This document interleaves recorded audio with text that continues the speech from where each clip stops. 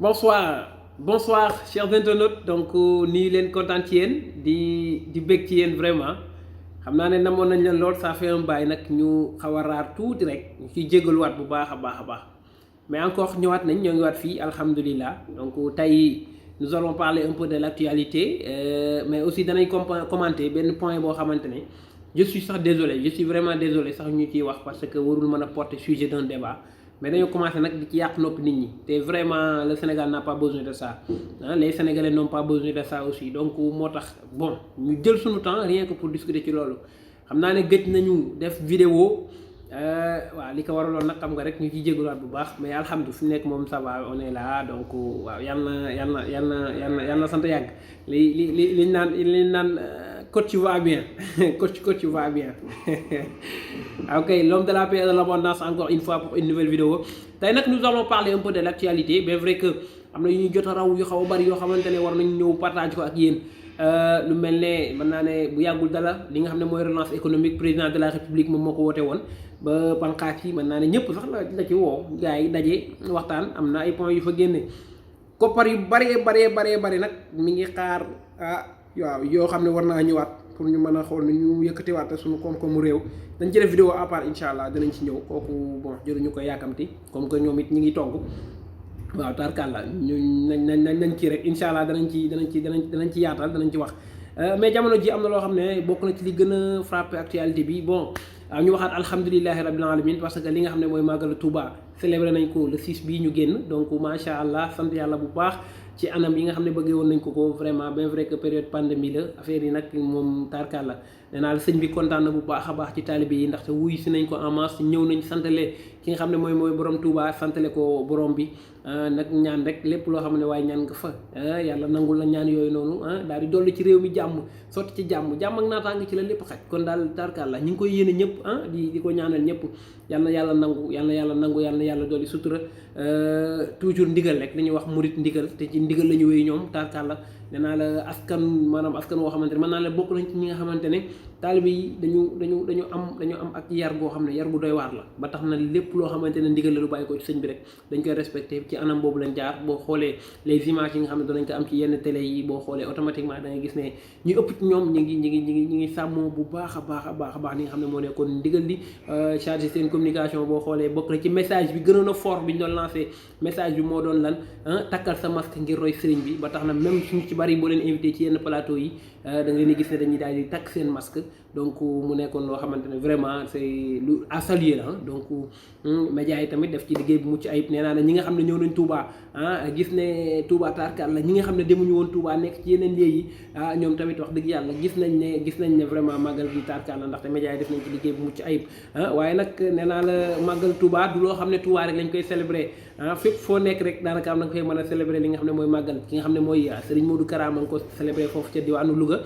boo demee ci chaîne YouTube SDS da nga gis ne vraiment sax jàllale nañ message bi foofu ba am nañ ko en intégralité foofu ca diwaanu Louga ba mu lancé fa am message boo xamante ne jëmal na ko ci taalibe yëpp mais ci diwaanu Allemagne ci diwaanu Brésil Espagne foofu fépp dañ fay féete li nga xamante ne si mooy màggal nee naa la ci àdduna bi yëpp même États-Unis donc macha allah nee naa la liggéeyu moom borom Touba la ñu dën man nag li nga xamante ne si mooy guddi gàmm incha allah yàggul dara donc kon mi ngoog ñu wax nag ci li nga xamante mooy actualité affaire de juge Téliko mën naa ne jamono yi yëpp ñi ngi ci di wax ñi ngi ci tout le temps wax tax na sax boo xoolee ki nga xamante ne si ne moom la ñu dénk wàllum justice ci réew mi muy maître Malick Sall suba ci aljuma ji war naa jàkkaarloo ak taskatu xabaar yi moom tamit nag daal di indi version nag ci mbir mi waaw di indi version ci mbir mi waaye daal li ñu war a xam ki nga xamante ne mooy Cheikh Tidiane Coulibaly nekk premier président de la cour suprême moom mi nga xam ne benn mbir mu nekk ki nga xam ne mooy maître Malick Sall ki nga xam ne mooy ministre de la justice n'a pas les moyens de sanctionner un juge moom amul benn moyen boo xamante ne si ne war na ci sukkandiku pour mën a sanctionner benn juge donc ki nga xam ne kooku nag mooy le président mooy le premier président de la cour suprême donc nag muy nekk loo xam ne lu jara bàyyi xel la mais teewul bokk na ci li gën a am solo ci kàddu yi nga xamante ne si ne moom yëkkati na ko moom Cheikh Tidiane Coulibaly te ñu war koo jàpp bu baax a baax mi ngi naan lan il faut éviter de faire de la magistrature un enjeu politique. Ah oui, parce que nag yu ci bari yi koy indi loolu la Sénégal ñu dañoo baaxoo mbir mu ci nekk rek dañ cee bëgg a laax politique te am na yoo xamante ne dafa war a indépendante maanaam ku ci nekk loolu moo war a nekk xeex bi nga war a xeex moo war a nekk sa yitte moo war a nekk sa intérêt waru ñu am benn intérêt vraiment di fragiliser li nga xamante ne si ne mooy institution judiciaire yi donc ba tax na kon nee naa la coow li bari na lool ci affaire Justico mais incha allah bon demee bu fekkee ministre bi génn na teewul dana am yeneen yu rotaat yeneen information su ko defee gars yi gën a xam évolution bi fan la mbir mi toll parce que askan wi yittewoo nañ ko te loolu nag vraiment loolu lu askan wi yittewoo la ndaxte lépp bànqaas boo xam ne ci wàllum justice la moom dafa war a leer ndaxte bokk na ci yi nga xamante ne nag day doxalum réew de waaw day doxal am réew bu baax a baax ci noonu aussi nee naa dañuy am lu ñu metti am lu ñuy naqari lool bu ñu demee ba gis un ministre de la République génn def point de presse amul lu mu wax ci point de presse lu boo nee pipe ma génne ko xam lu muy fàttali temps booy affaire de wooru gàlle yooyu noonu nga woor sàcc naan après quelqu'un va dire que ne naa la boole boo nee pipe ma boole la wala nga def dara temps booy ñëw ci kër gi ñu ne boo nee pipe ma boole la affaire yooyu la en fait parce que war nañ dépasser foofu des responsables quelqu'un boo xamante ne si ne dañ la confier ay responsabilités un ministre de la République n'est pas n'importe qui donc problème mu Mansour Faye Ousmane Sonko Yakham Mbaye Issa Sall sénégalais ñoo ci waaj a sonn ñun loolu faux débat la waruñu sax ñu ciy jégalu bu baax ñu ciy jégalu bu baax a baax waruñu sax jël benn une minute di ko ci perte mais liñ naan lu ëpp tuuru quoi sénégalais ñoo ci sonn ndaxte loo xamante ne si ne affaire bi mi ngi daté ca 2013 boobu Ousmane Sonko bon bu ñu wax Ousmane Sonko booba Pastef taxul ñuy wax en fait Pastef taxul ñuy wax parce que boobu mi ngi ci leneen booba ngi ci en tant que inspecteur impôt et domaine ak yu ni mel donc yooyu moo taxoon ñuy wax mais pas le moment mais bu ñu demee ba instant bii nii bon ñu koy wax yow yaa laajoon audience bi yaa ko ñaanoo ko bi nga bëggee gis président parce que lu ci yoonu sénégalais yi ñaata nit ñoo jaar ci Mansour Faye pour gis le président de la République est-ce qu'on l'a cité est-ce que dégg nañ benn yoon sax ñu cité ñooñu kenn non mais on a préféré citer Ousmane Sonko mooy kan Ousmane Sonko ndaw la boo xam ne dafay yëngu ci wàllum politique ndaw la boo xam ne dafay opposer le président de la République d'ailleurs sax la plupart li ñuy wax mooy le seul opposant de ce pays c'est Ousmane Sonko bon waxuma ko boo defoon micro-trottoir léegi nii la majeure partie loolu lañ lay confirmer parce que ku ci mel ne Idrissa Seck il est là mais bon il a préféré noppi am na ñeneen ak ñeneen liñ préféré mooy noppi ki ngay dégg mu wax tout le temps mooy Ousmane Sonko jamono ci ginnaaw amoon na sax ay sànnante xeer moom ak Bougane Gueye Dany ba gars yi ñaawlu ko ñëpp ko ñaawlu du lu ñu rafetlu nee naa opposant yi moom buñ demul ba dajaloo bu fekkee mënuñoo am déggoo seen biir non du ñooñu ñooy xeex un président oui wala boog du ñooñu je dirais pas excusez-moi je dirais pas xeex un président du ñooñu ñoom ñooy xeex pour Sénégal mën a jaar yoon oui parce que nag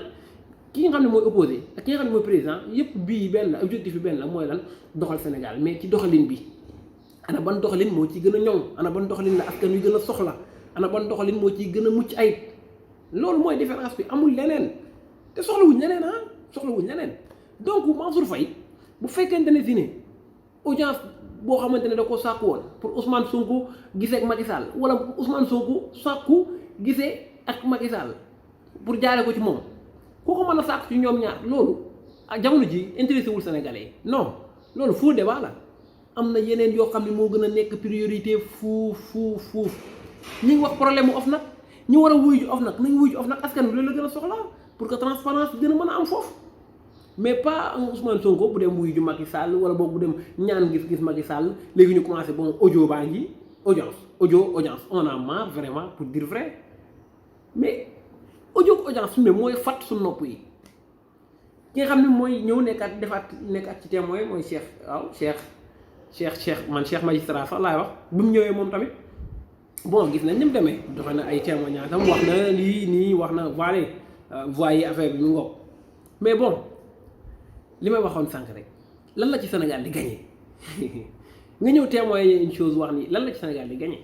donc même Ousmane Sonko bu retourné pour piéger leen wala dara parce que moom bon wax na ko ndax Ousmane Sonko ne c'est moi qui ai fait l'audio et l'ai envoyé à Serigne Cheikh alors que je revenais de Saint-Louis. Ceci est une piège que je leur ai tendu. Sonko moo ko wax donc mais tamit Sénégal nekkuñu fi ay dàgga sante ay non non non soxlawuñ loolu am na yeneen priorité bu doon maay Ousmane Sonko fi may gën a concentré sama débat mooy lan message bi nga xam ne moom laa doon lancé li nga xam ne moom lay woote naay wéy di ko woote parce que toujours am na ñoo xam ne ñu ngi ñëw di intégré am na ay cadre ay ponkal ñoo xamante ñu ngi ci réew ñu ngi ñëw di intégré li nga xam ne mooy Pastef am na tamit ay ponkal yoo xamante ne si ne ñu ngi dem ci parti yi nga xam ne ñoo nekk au pouvoir loolu nekk au pouvoir taxul ki nekk ci opposition bi ëpp la xam-xam nekk ci opposition bi taxul nga ëpp xam-xam ñu nekk ci pouvoir bi on le dit ñu wax ko ak ñu ñàkk ko wax c'est ça ñu wax ko ak ñu ñàkk ko wax li des nag mooy lan choix dafa am mënul ñàkk kon nañuy essayer affaire bi nay nice buñ nekk di yàqante der wala boog man nan laay def ba suul nit kii bëgg nañu sonal il faut mu am fu ma jaar ay pokkandeer yooyu Sénégalais yi soxlawuñ ko Sénégalais yi liñ gën a soxla mooy nan la ñuy def ba suñu am réew jëm ca kanam le Sénégal émergent dañu woote le président de la République moom du jóg di ko wax donc kon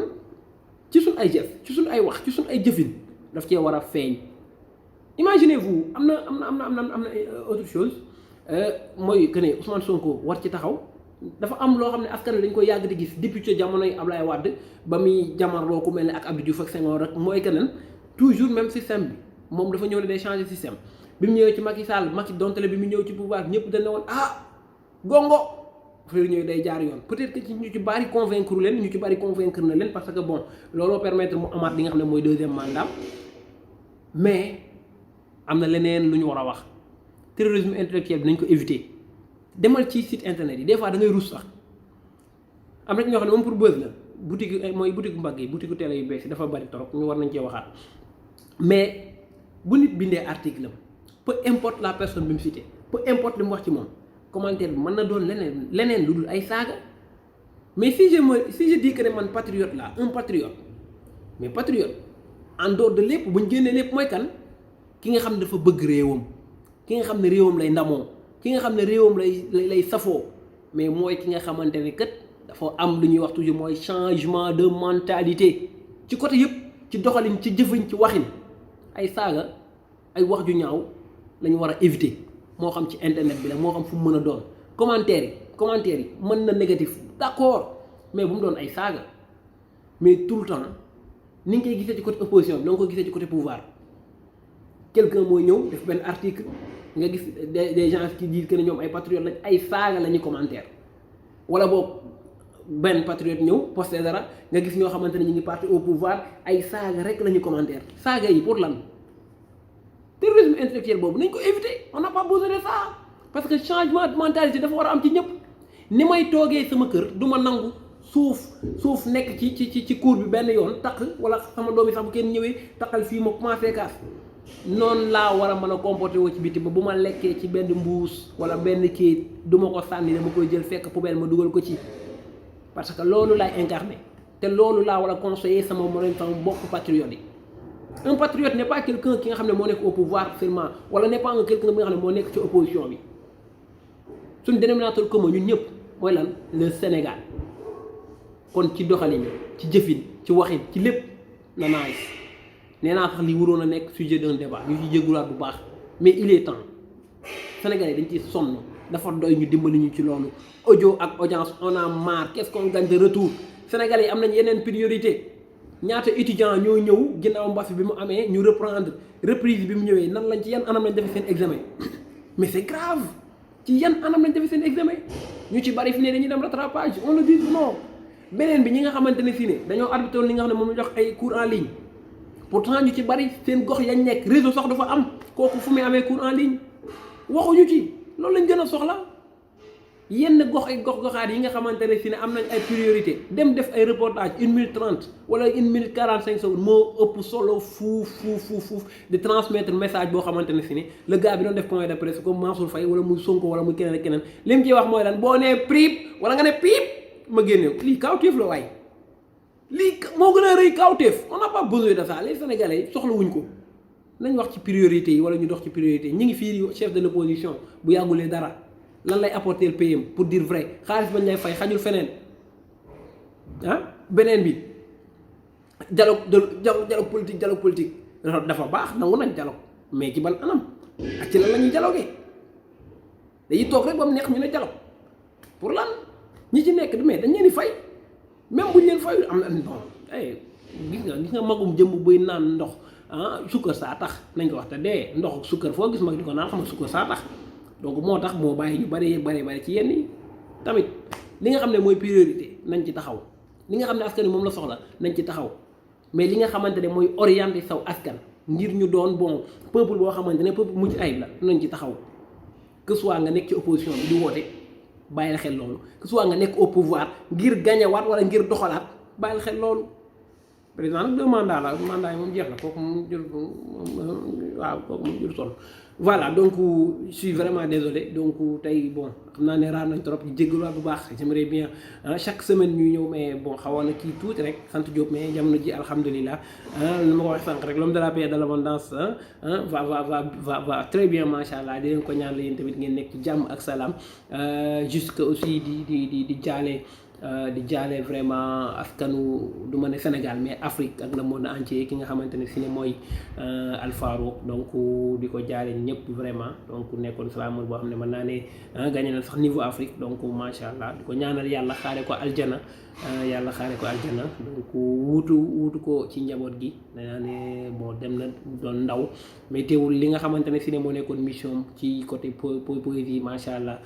doon na bind ay textes yu doy waar d'ailleurs même ñu ci bari ñu ngi naan ko c'est lui le prince des mots macha allah mu nekk loo xamante ne si ne satisfaction la bu am solo donc di ko jaale ñëpp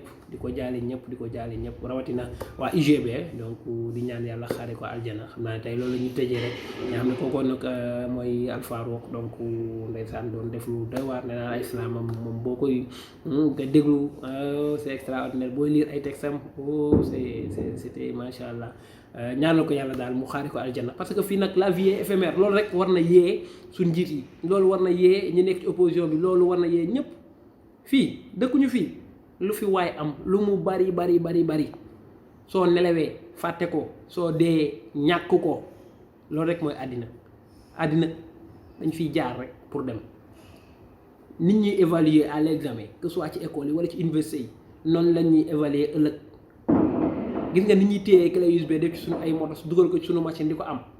ëllëg noonu la ñuy ñëwaatee tegaat suñu clé USB ñun en personne ñu kaste gémmiñ cër yëpp dinañ wax ñu bàyyi ko xel àddina amul solo lépp day jeex suñu politiciens yi de grâce dañ bàyyi xel ni ñu doxale nañ gën a xoolaat ni ñu doxale askan wi duñu jaamu kenn donte na nag ñu ci bari yewwuñ mais il est temps et c'est le moment